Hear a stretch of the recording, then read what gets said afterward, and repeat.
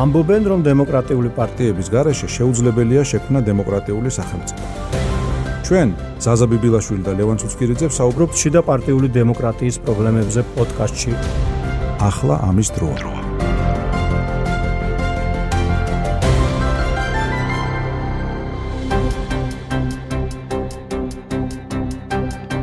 მოგესალმებით, ვაგრძელებთ ჩვენი პოდკასტების სერიას სახელწოდებით ახლა ამის დროა, შიდა პარტიული დემოკრატია საქართველოში. მე გახლავარ ზაზა ბიბილაშვილი, ჩემთან ერთად სტუდიაში არის ჩემი თანაწამყვანი და მეგობარი ლევან ცუცქირიძე და დღეს ჩვენი სტუმარი იქნება ჭავჭავაძის ცენტრის უფროსი მკვლევარი, პოლიტიკის მკვლევარი, საქართველოს უნივერსიტეტის პროფესორი გია ჯაფარიძე, ყოფილი დიპლომატი, თუმცა როგორც ამბობენ, ყოფილი დიპლომატები არ არსებობენ. მოგესალმები გია, დიდი მადლობა რომ ჩვენი სტუმარი ხართ. მოგესალმებით, მადლობა მოწვევისთვის.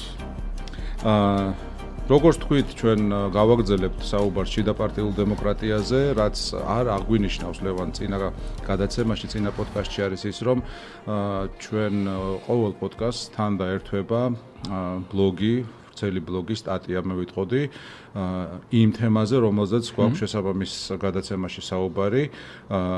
გიამ დაწერა ბლოგი სათაურით კრიზისიდან კრიზისამდე, რომელიც ჩვენ დღევანდელ პოდკასტს თან დაერთვება რადიო თავისუფლების საიტზე და ამ სტატიის დედააზრი, ასე ვთქვათ, არის ის, რომ საქართველოში იმ ავადსახსენებელი განმეორებადი პრობლემების საფუძველი სინამდვილეში ძალიან მარტივი და ადვილი საპოვნელია.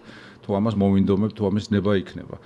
გია, თუ შეიძლება შეგვიჯამო და მე გაშალო, ასე ვთქვათ, ეს თემა და ხო, კი ბატონო, ამ სტატიაში საუბარი არის იმაზე, რომ ამდენი ხნის განმავლობაში ჩვენ ესე იგი ვებრძვით ხოლმე სიმპტომებს და არ ვებრძვით დაავადების მიზეზებს.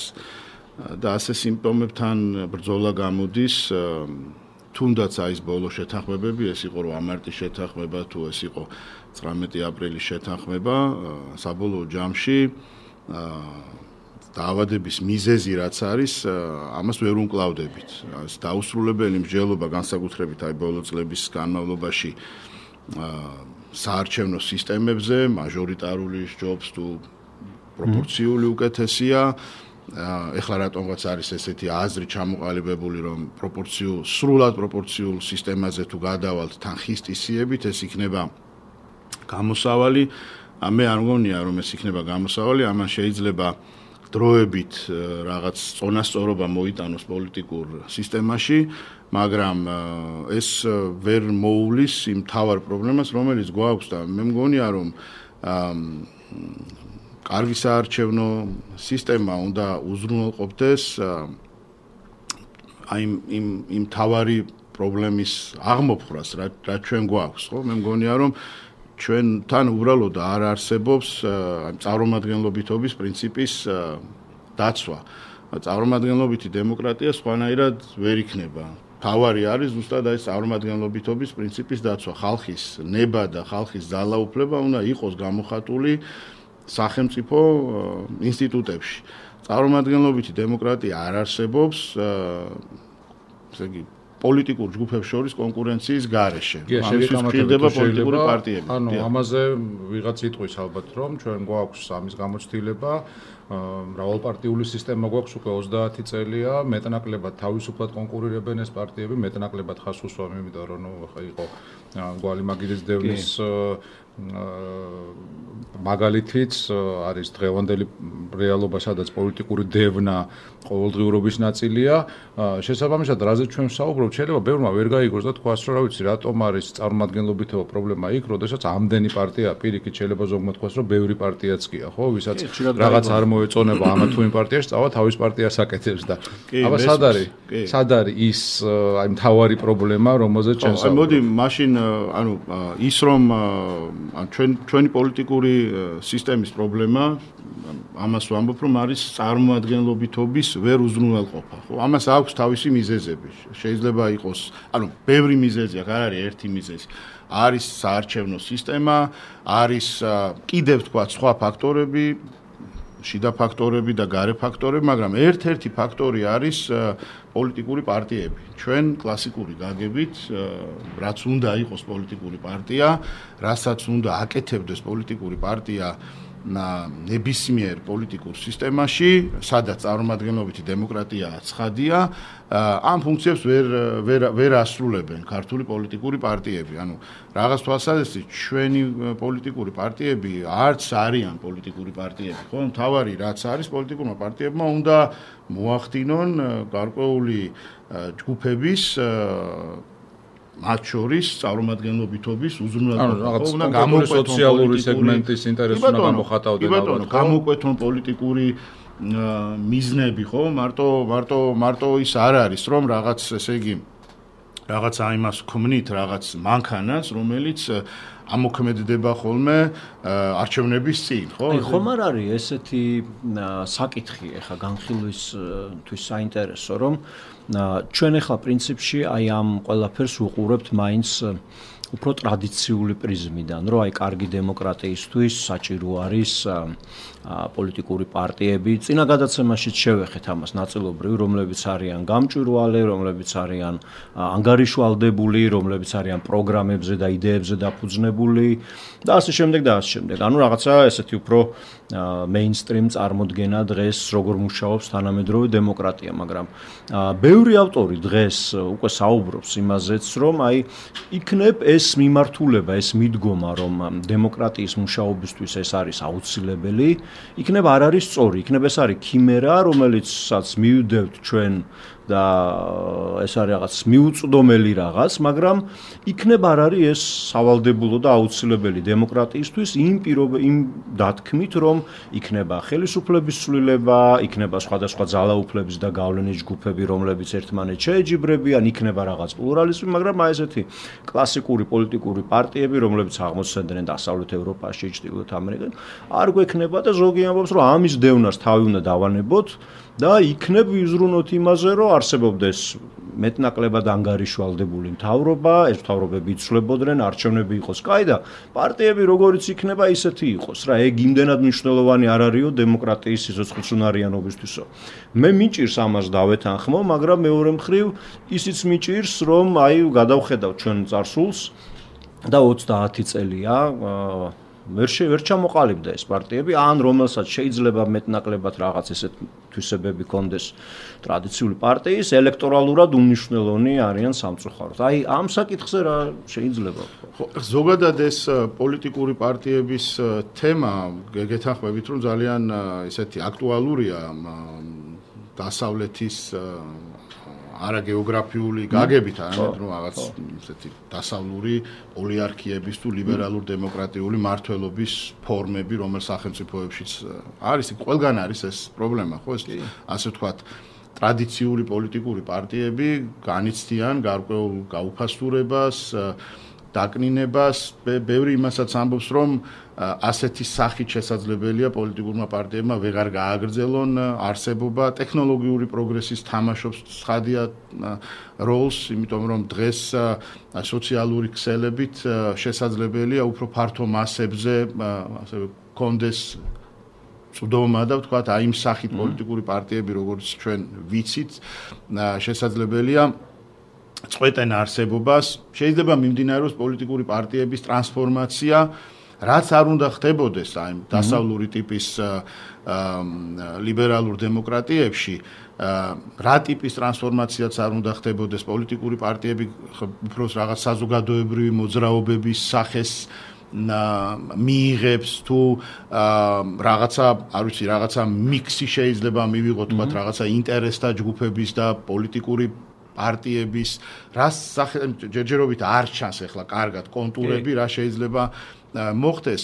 იქ ყველა შემთხვევაში, რატომაც ეს ხდება, არის უკეთესი წარმომადგენლობის უზრუნველყოფა და ჩვენთან ამას ადგილი არ აქვს, ხო? ჩვენთან ტრანსფორმაციაც არ ხდება, ხო? ანუ ზუსტად ამაზეა საუბარი, რომ იცვლება პარტიები, იცვლება ხელისუფლებები, მაგრამ თავად პარტიებში არანაირი ტრანსფორმაცია არ ხდება. ჩვენ ისიც არ გვაქვს იქ რაც ტრანსფორმაციას განიცდის. აი თვითონ ქართული პოლიტიკური პარტიები ესენიც ხომ უნდა უზრუნველყოფდნენ არა რაღაც წარმომადგენლობი რაღა ვის წარმოადგენენ რა ხო ვიწრო ჯგუფის მაინც ხო რასაც ჩვენ ხედავთ ხო ქართულ პოლიტიკურ სივრცეში თუ გადავხედავთ აი ჩვენს პარტიულ სისტემას და პარტიების პოლიტიკას და როგორი პოლიტიკური პარტიები გვაქვს ჩვენ სინამდვილეში ჩვენ ის რასაც უნდა აკეთებდეს პოლიტიკური პარტია რა ფუნქციას პოლიტიკურ პარტიას გააჩნია ეს არ არის ხო ანუ რამდენიმე ასე ვთქვათ ძირითადი დანიშნულება რომ ავიღოთ პოლიტიკური პარტია არც ერთი არ ხდება ხო სინამდვილეში ჩვენ რასაც ხედავთ არის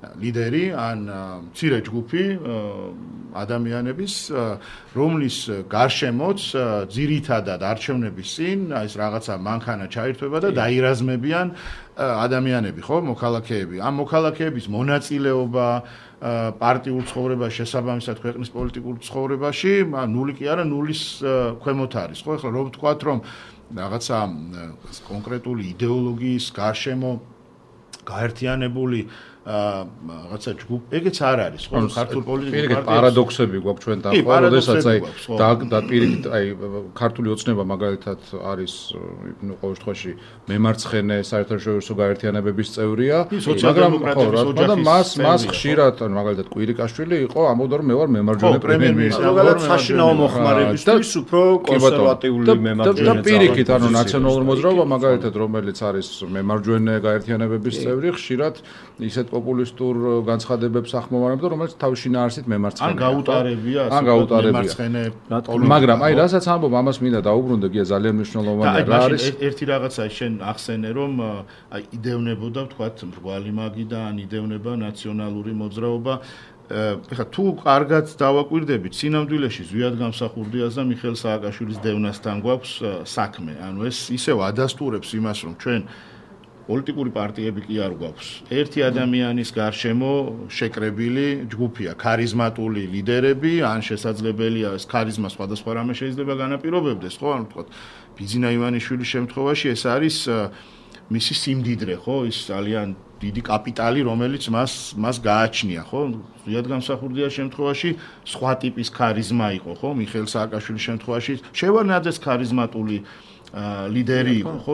ჩვენ ზოგადად ეს გვახასიათებს ეს არ არის მე არ მგონია რომ ეს იყოს მხოლოდ საბჭოთა წარსულის ბრალი ალბათ არ ვიცი სხვაგანაც უნდა ვეძებოთ მიზეზები რომ აი ეს ლიდერის ფენომენი ჩვენთან ხო 30 წელი გავიდა ხო რაღაცნაირად უკვე არის თქვათ ერთი თაობა მაინც არის ისეთი რომელსაც შეიძლება ვთქვათ რომ მას აი რაღაცა ის წყვეტა არის უკვე საბჭოთა წარსულთან მაგრამ აი ეს ლიდერის ანუ გეთანხმები იმაში რომ საბჭოთა წარსული ერთგვარად იქცა აი ყველაფრის გადაბრალების აი განტევების ვაცად აი ყველაფერი შეიძლება დააბრალოს საბჭოთა წარსულს გვეზარება შეიძლება და ამიტომ ადვილად პოულობთ განტევების ვაც საბჭოთა წარსულს კი ბატონო თან აბსოლუტურად აღნიშნე ერთი არის საბჭოთა წარსული და მეორე არის რუსეთი ადვილია რომ გაიშვირო ყველაფერი არის რუსეთის ბრალი ხო ამ დროს ჩვენ გვაქვს მართლა გვაქვს ჩვენი ახლა ის რომ ქართული პოლიტიკური პარტიები არის ისეთი როგორიც არის ეს არის კი ბატონო ნაწილობრივ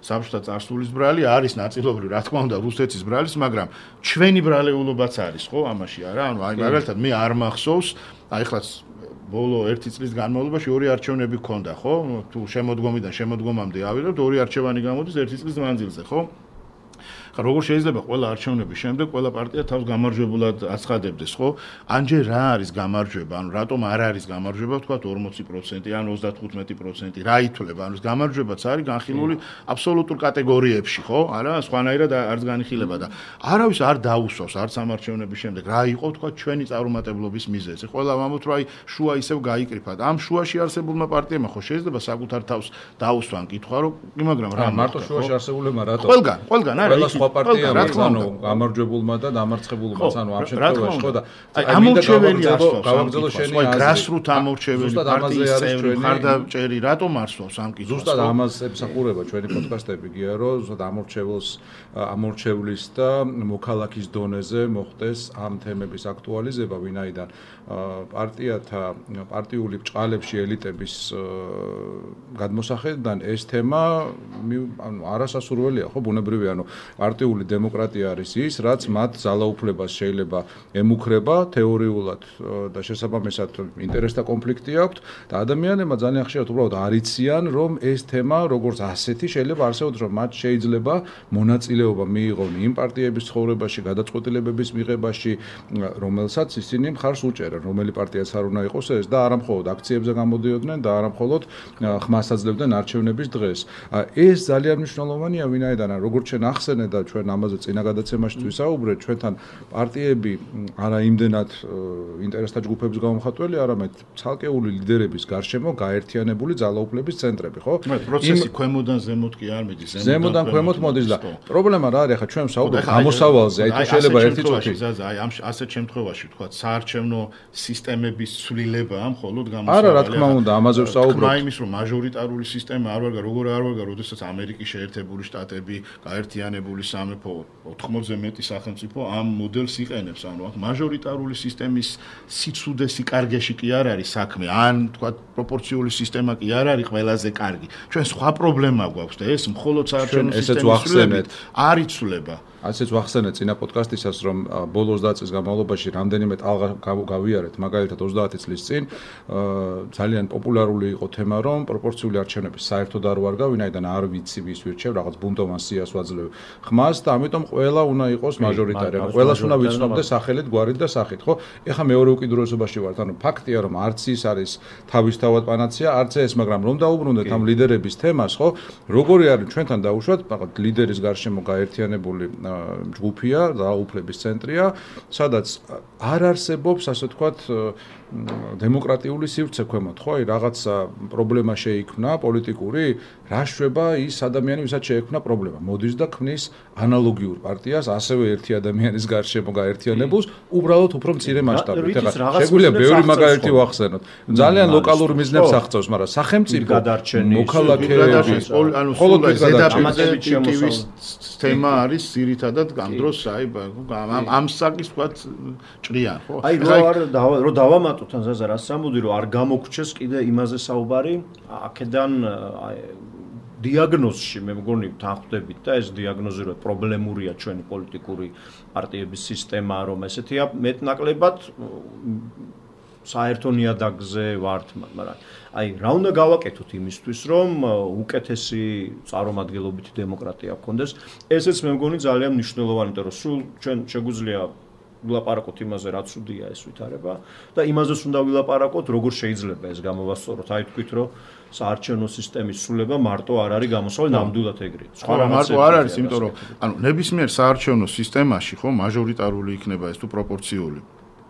ამ რა სისტემითაც არ უნდა ვატარებდეთ არჩევნებს. ამ არჩევნებში გამოდიან პოლიტიკური ჯგუფები, ხო?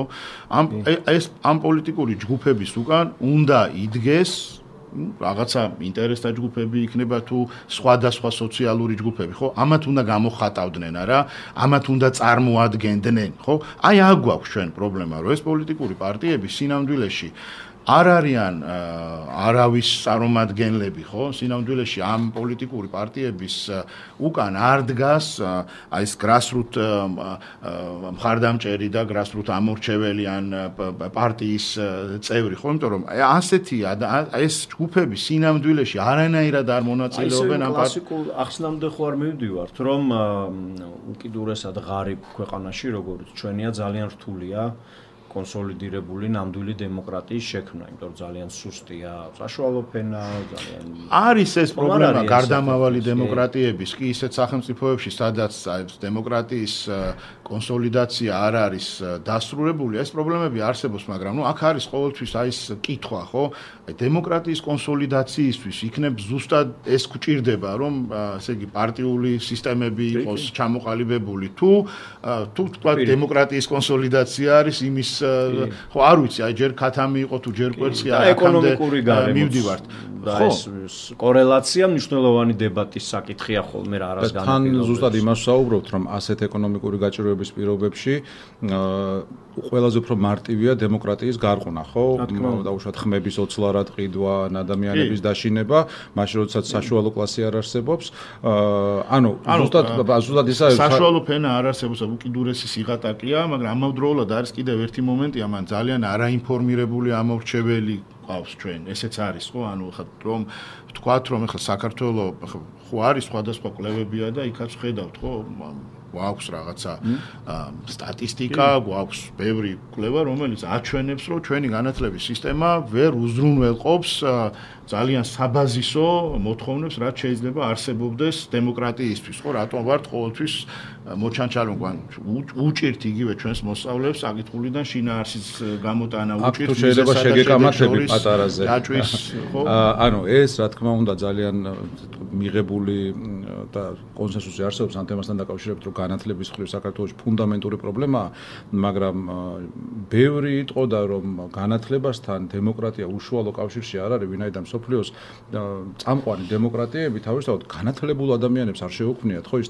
წამოვიდა ქვემოდან ზემოთ, წამოვიდა უბრალო ადამიანების ჯანყით, უბრალო ადამიანების გონივრული მოთხოვნებით, ხო? მაგალითად ამერიკა ეფუძნება ტომას პეინის საღ აზრს, არსებობს ასეთი პამფლეტი და ეს პამფლეტი გაიყიდა მაშინდელ მე-18 საუკუნის ბოლოს ამერიკაში დაახლოებით 2 მილიონი ტირაჟით. წარმოიდგინეთ, მაშინ როცა მთელი მოსახლეობა ბევრად მეტიც არ იყო ამაზე. ანუ საღ აზრზეა საუბარი, იქ არ არის საჭირო ის რომ უმაღლესი განათლება გქონდეს, ან რაღაც ღრმა თეორიები გესმოდეს პოლიტიკური. საუბარი იყო იმაზე, რომ მე თუ გადასახადს ვიხდი, მე უნდა მქონდეს ხმის უფლება. საუბარია იმაზე, რომ მე თუ პარტიას ხვას ვაძლევ, უნდა შემოძლოს მის გადაწყვეტილებებში მონაწილეობის მიღება. შეიძლება ჩემმა გზამ, ჩემმა ხედვამ ვერ გაიმარჯვოს, მაგრამ ისე არ უნდა ხდებოდეს, რომ ვიღაც სადღაც წყვეტდეს, ხო, ამერიკაში ეს იყო მეფე, რომელიც მრავალი ათასი კილომეტრის იქიდან ლონდონიდან წყვეტდა ამერიკის ბედს. აქაც შეიძლება იყოს, რომ ვიღაც სადღაც კაბინეტში წყვეტს, რა მოხდება და შემდგომ უბრალოდ გეუბნებიან, რომ თქვენ თუ კარგი მოქალაქე ხართ, არ უნდა დასვათ კითხვები, მოხვიდეთ აქციაზე ან მოხვიდეთ არჩევნებზე. მორჩა სინამდვილეში კარგი მოქალაქეობა სწორედ საპირისპიროა, ხო? კარგი მოქალაქეობა ისა, რომ ყველა მომენტში, ყველა ეტაპზე დავსვათ კითხვები და ზუსტად ეს ახლა მინდა დაუბრუნდე ჩვენ დავასრულოთ ეს ჩვენი პოდკასტი სამწუხაროდ, მაგრამ დაუბრუნდე ჩვენი გადაცემების ციკლის სათაურს. ახლა ამის დროა, გია, რატო არის ახლა ამის დრო? ყოველთვის არის ამის დრო. ამაზე მე ვფიქრობ, რომ ამაზე დაგვიანებულიც კი არის, თან ძალიან დაგვიანებული არის საუბარი. რა თქმა უნდა, ყოველთვის არის ამის დრო, მით უმეტეს დღეს, როდესაც დამოუკიდებლობის 30 წლის თავზე ჩვენ ხედავთ, რომ ერთი და იგივე ამ რაღაცა მოჯადოებულ წრეზე დავდივართ და ვტკეპნით ერთ ადგილს, ხო? იმისთვის, რომ საქართველოში დასრულდეს ეს დემოკრატიის კონსოლიდაციის პროცესი, იმისთვის ჩვენ თუ მართლა რეალურად გვინდა რომ გავხდეთ ევროპული და ევროატლანტიკური სივრცის ნაწილი ამ პრობლემების მოგვარების გარეშე ეს ყველაფერი არ იქნება, ხო? ასეთი სახელმწიფოების ადგილი არ არის იმ სივრცეში, სადაც ჩვენ დეკლარირებულად ვამბობთ, რომ აი მიმართულებით მივდივართ, ხო? ჩვენ არ გვჭირდება ესეთი რაღაცა მართლა სიმპტომების მკურნალობა, ჩვენ გვჭირდება სწორი დიაგნოზის დასმა, გვჭირდება იმ სნეულების ძირში მკურნალობა, სათავეში მკურნალობა, რაც შემდეგ იმასაც უზრუნველყოფს, რომ ასეთი სიმპტომების გამოვლინება აღარ იქნება, ხო? თავარი ახლა რასაც ახსენებდი, ხო, ჩვენთან აი საბაზისო განათლებაში რას გულისხმობ, ჩვენი მოქალაქეები არც კი ფიქრობენ იმას, რომ გადასახადის გადამხდელები არიან.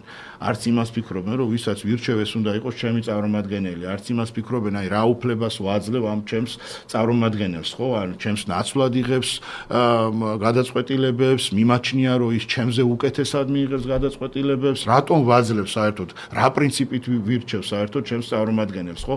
აი ეს კითხვებიც ხომ არის მის, ხო? აი ამით სარგებლობენ ალბათ აი ეს 30 წელია რომ პოლიტიკურ სცენაზე არიან, ხო, ის ადამიანები, რომლებიც აი ამ რაღაცა one man show ერთი ადამიანის პარტიებს ქმნიან, რომლებიც სინამდვილეში წარმოადგენდნენ შეიძლება ერთ ოჯახს, შეიძლება წარმოადგენდნენ ადამიანთა ძალიან მცირე ჯგუფს და ეხლა აქ მაჟორიტარული სისტემა და პროპორციული სისტემა კი არ არის დამნაშავე იმასში, რომ პოლიტიკური სისტემა ვერ ფუნქციონირებს.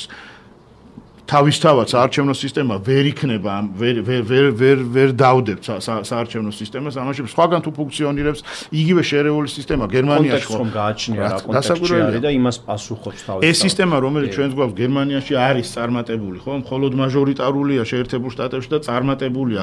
ეხლა ჩვენთან რო პროპორციული სისტემა მართლაც შემოვიდეს, ხო? თან ძალიან დაბალი საარჩევნო ბარიერით, ხო?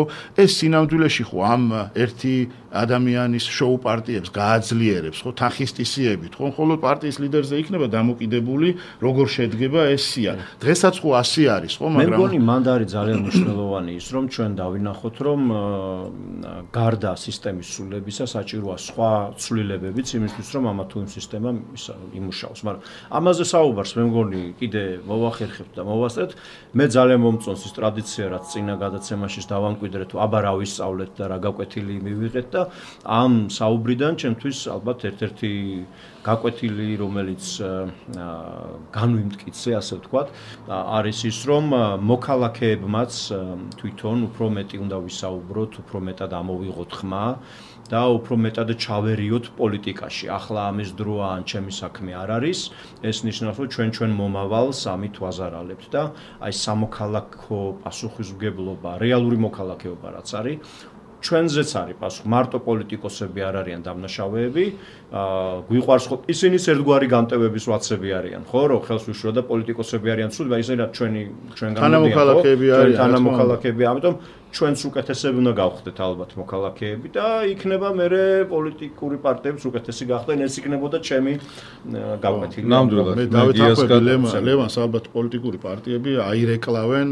იმ პრობლემებს, რომელიც არის სინამდვილეში ქართულ საზოგადოებაში. პოლიტიკური პარტიებიც ისეთია, როგორიც არის ჩვენი, ასე ვთქვათ, საზოგადოება, ხო? პოლიტიკური პარტიებიც იმდენად სამოქალაქო პოლიტიკური პარტიებია, რამდენადაც სამოქალაქო საზოგადოება გვაქვს ჩვენ. არ ვიცი, რა ვისწავლეთ, ჩემი სათქმელი ის იყო, რომ მხოლოდ საარჩევნო სისტემის ცვლილებები არ არის გარანტია იმის, რომ ჩვენ გვექნება უფრო წარმომადგენლობითი დემოკრატია, გვექნება უფრო უკეთესი დემოკრატია. არა, წარმომადგენლობითი დემოკრატია ფუნქციონირებს წარმატებულად, ეფექტურად იმ შემთხვევაში, თუ საარჩევნო სისტემა, საარჩევნო მოდელი არის მორგებული იმ საზოგადოებას, რომელიც ამ საარჩევნო მოდელს იყენებს და ამ საარჩევნო მოდელში თავისუფალ, თანაბარ, სამართლიან კონკურენციაში მონაწილეობენ ის პოლიტიკური ჯგუფები, რომლებიც წარმოადგენენ წარმომადგენლობით პარტიებს, ხო? აი ეს არ გვაქვს, ხო? რა ვიცი, მე ვფიქრობ, რომ ამ მიმართულებით უნდა ვიარო და არა ვთქვათ რაღაც კოსმეტიკური ცვლილებებისკენ, ქვემოდან ზემოთ პოლიტიკური პარტიების ჩენება. ნამდვილად დღეს ვისწავლეთ ის, რომ ჩვენი მთავარი პრობლემა პოლიტიკური სისტემის არის წარმომადგენლობითობის ნაკლებობა და ასევე მგონი შევთანხმდით იმაზე, რომ გამოსავალი არის წარმომადგენლობითობის ძიება ქვემოდან ზემოთ. ანუ არ უნდა ველოდოთ, რომ გამოჩნდება ვინმე ლიდერი, ვინც გვეტყვის, რომ მოდი ახლა დღეს შენ მიიღე პროცესში მონაწილეობა, შეიძლება ეს ასე მოხდეს, მაგრამ ეს არ იქნება ცვლილების საწყისი, ცვლილება მოხდება მხოლოდ მაშინ და წინსვლა იქნება მხოლოდ მაშინ, თუ ამას მოითხოვენ და გააკეთებენ თავად მოქალაქეები. დიდი მადლობა გია, ძალიან საინტერესო საუბრისთვის. ჩვენ შემდეგ პოდკასტში ვესაუბრებით ჭავჭავაძის ცენტრის კვლევარს გიგა ჯოხაძეს, რომელიც ისაუბრებს ზუსტად ამაზე, ლიდერის როლი შიდაპარტიულ დემოკრატიაში. დროებით.